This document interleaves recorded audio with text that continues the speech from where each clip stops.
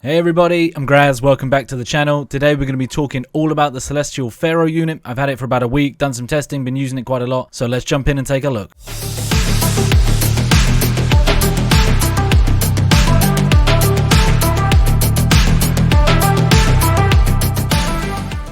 As it is the beginning of the month, the fishing contest pass has reset. This month looks particularly good, so if you are going to purchase it, can I ask you to take a moment and look at the My.Games Market? The link will be in the description below. If it's cheaper there, go ahead and use my supporter creator code GRAZ23. Thanks very much. Okay, let's take a look at the unit then. I'm not going to read through all this. I did a little bit in my previous video previewing the set. I do want to highlight a couple of key things though. So for the two-part set, I think it's only going to do damage to an infantryman. In the four-part set, it's going to do infantryman and chemist.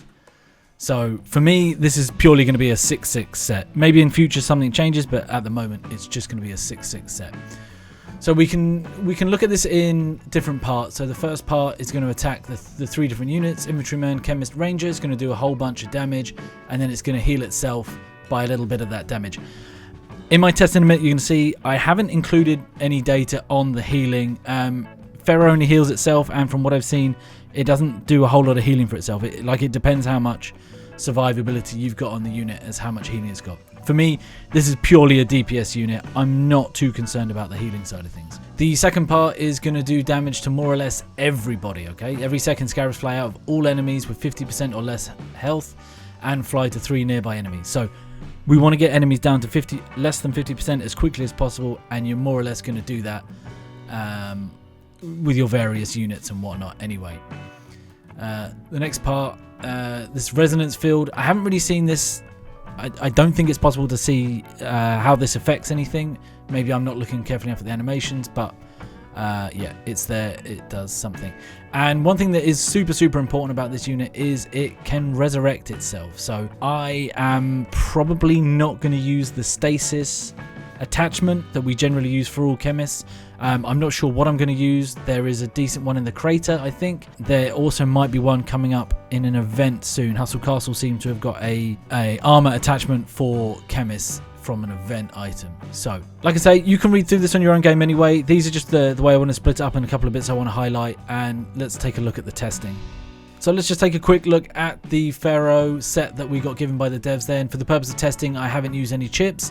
I haven't used any prototypes. There's no multi-purpose weapon. There's no field kit. There's no microprocessors. The rocket launcher I think is actually pretty good. Once in a while paralyzes the nearby enemy for 2 seconds. During this time the enemy cannot move and takes 55% more damage. The paralyzed unit takes 7,900 plus chemical knowledge damage. The suit reduces cooldown of the weapon ability when an ally dies. Device does nothing. Bracelet does nothing. The weapon attachment reduces health of a random enemy. And the suit attachment enhances the chemical damage done, which is quite potent on this unit. And to the spreadsheet. So I obviously had knowledge of this unit before it came to Zero City. I heard about it in Hustle Castle and looked about it there, and as you saw in my preview video, it was something that I wanted to let people know about. The first thing that struck once I was given the set and I used it a couple of times, I saw straight away how high the general damage is. To mention on testing, one thing I want to avoid doing is seeing a big number and saying, wow, that's a big number. It is, depending on the length of the battle, damage is obviously going to be significantly higher or lower. So for me, it's much more important looking at the percentage of damage done across the squad and the damage per second that the squad is doing. I think those are going to give you much more reliable numbers than, say, seeing 5.3 million and deciding that that is either a lot or not of damage. If you're playing against a much stronger opponent, you may or may not do a lot more damage because they've got a lot more health. If you fight against a weaker opponent, they're unlikely to have that much more health, so you're probably going to do less damage. When you see the percentages between them and you can evaluate it that way, then you can see, is unit X stronger than unit Y, and so on and so forth. So this table here is essentially a summary of, I did 4 sets of 7 battles. Here it says Chem A, Chem B, Chem C, Chem D because I wanted to compare Pharaoh to various other chems and see how they went in my squad. So the thing that sticks out for me more than anything else is that Pharaoh did 25 on average across 4 sets of 7 battles. Pharaoh did 25% of the damage. That's without prototypes, that's without chips, that's without a multi-purpose weapon, that's without a field kit. That's quite incredible, especially because my main damage dealer was Grim, and that did 34%. The reason why I mentioned Grim specifically in my build is because that I've got a lot of chips on my Grim, I've got Renovations on my Grim, I've got the 6/6 red renovation, which will do a lot of pure damage. So seeing that comparison is really, really important. So the first test I did is based on a squad that I have generally been using with Grim Undertaker, Snowstorm, Peacekeeper Phantom, Caduceus, put Pharaoh in there, Biotechnologist, Firewall, and Intruder. As we can see in these tests that generally speaking, the Pharaoh was doing a bit more damage than Grim, but we can see that quite consistently Pharaoh is doing high values of damage, 19%, 30%, 36%, 44%, 37%, and is also getting a good number of kills each battle. Okay, this is what we're looking for with Pharaoh. We want to see a lot of spread damage and we want to see the kills. We can come over here and just see the summary of this. So I was playing against an opponent with 38 million power. I think I'm about 34 million power at the moment.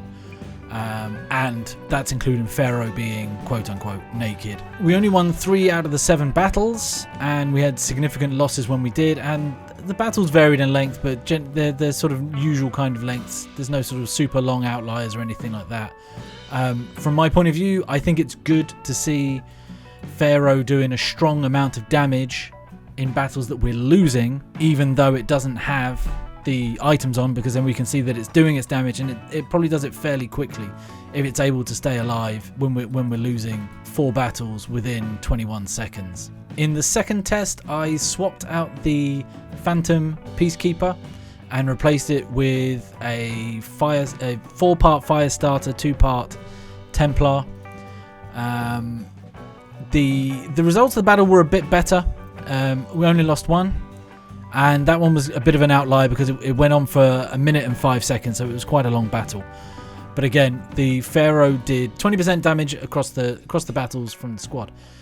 Grim, for some reason, did a lot more, 45%. Okay, so that last battle that was an outlier, we can see that Grim did 51 million damage, which is going to have a real big impact. What I'm going to do is I'm just going to delete that data to see a slightly fairer, because that is a big outlier. When you win 6 battles and then suddenly one goes for 1 minute and 5 seconds, it's a bit of an outlier. So I mean, there's still only a small difference there. Grim drops down to 42%, Pharaoh is up to 22%. In the third battle, I swapped out my Snowstorm and brought back the Phantom Peacekeeper.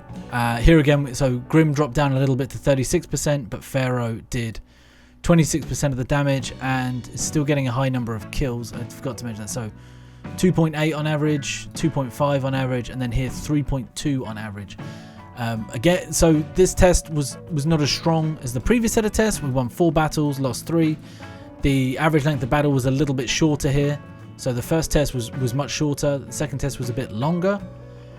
And the third set of tests was a bit shorter. We did a bit better. And interestingly enough, the DPS in the second test, despite having Snowstorm and Firestarter instead of, let's say, Peacekeeper, the DPS was lower than the battles before and the battles after. So when Phantom came back in, the DPS was higher. I'm not sure what is causing that. In the fourth and final set of tests, I swapped out the Phantom part of the Peacekeeper for Outcast, the bio cannon, and again so Pharaoh was at 24% of the total damage and Grim down to 30%. The average kills was 2.286, so again still around that same level. And in terms of the battle outcomes, the battles same sort of time, 22 seconds, and we still had the same sort of 50-50ish result, shall we say. But the DPS was much higher. I think that's due to a prototype that I had on the Outcast, but still it's interesting to see that having higher DPS does not necessarily mean you're going to win battles. The most conclusive battles that I had were actually with the lowest DPS. An interesting range of outcomes here. I'm not sure what it's going to mean for my squad. In terms of items for the Celestial Pharaoh, I'm not going to talk too much about them now because until we know more about rocket launchers and rocket launcher attachments, they may change the way that we want the unit set up. I will just reiterate the point about the suit attachment, that I will probably avoid the stasis one that we use generally for chems, because the on death does damage and potentially resurrects itself is such an important feature of the unit. In terms of renovations, for me, it is a clear 6/6 red unit. It's a DPS unit. We want as much DPS as possible. So it's going to enhance the primary ability and do more damage. It's going to give itself a little bit more health restoration because of that. So you've still got a little bit more survivability. And the damage from the scarabs ignored shields, damage reducing effects. The damage from resonance field ignores armor, shields, and damage reducing effects. So it's just going to take all that damage and make it even stronger. Just before I give my final conclusions on the unit, I just want to say this is a giveaway video. So please leave your game ID in the comments below. Also, if you have any questions or criticisms of my testing, anything like that, anything you want to know, leave it in the comments as well. My social links are also in the description below. And as I said at the start of the video, if you're going to look at any of the passes, the fishing pass and whatnot, just have a look on My.Games Market, see if it's cheaper. If it is, please use my code GRAZ23 and you will support me as a creator. In terms of the unit then, I think it's pretty obvious that it is a really, really strong unit. It is going to do a lot of damage. I think the hardest part at the moment is trying to work out where all these units are going to go. We've had such a high influx of units over the last 3 or 4 months. A lot of them are very strong, and trying to fit them in is quite difficult. Myself, I will be choosing between Snowstorm, Phantom, Peacekeeper, Outcast, Peacekeeper. One of those units is probably going to go. I think that Snowstorm does a comparable level of damage to Firewall. Firewall probably does more damage, and Firewall has group healing as well. So maybe Snow. I don't know. I don't think Peacekeeper's doing a lot at the moment, but it's so hard to prove. So yeah, I don't know. But the point is, Pharaoh is really strong, and the great thing is it is easily obtainable. You're not going to have to grind tunnels for 3, 4, 5, 6 months to get it. You can get the pieces just by playing various game modes, and then uranium as usual for that. So yeah, Pharaoh, really strong. Add it to your squad quickly once you get a rocket launcher and rocket launcher attachment, I guess. And yeah, thanks for watching. Please subscribe, leave a thumbs up if you like this, and I'll see you again in the next video. Thanks very much. Bye-bye.